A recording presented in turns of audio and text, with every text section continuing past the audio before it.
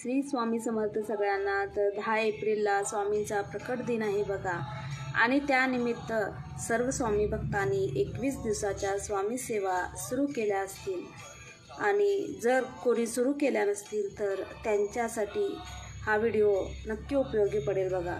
तर तुम्ही 11 दिवसाची किंवा 7 दिवसाची सेवा सुरू करू शकता।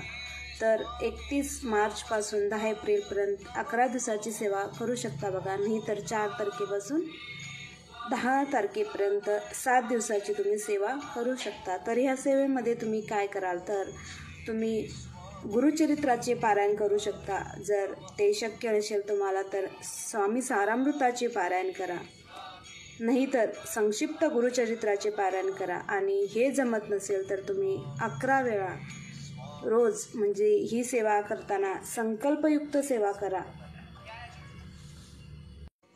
सलग 11 दिवस 11 वेळा तारक मंत्राचे पठण करा, किंवा घोरकष्टकाचे पठण करा, किंवा दत्तबावनी, किंवा सिद्ध मंगल स्तोत्र, किंवा स्वामी समर्थ माला मंत्र, या कोणत्याही मंत्राचे तुम्ही 11 वेळा पठण करून तुम्ही स्वामींची सेवा करू शकता, आणि तुमच्या इच्छा नक्की पूर्ण होतील।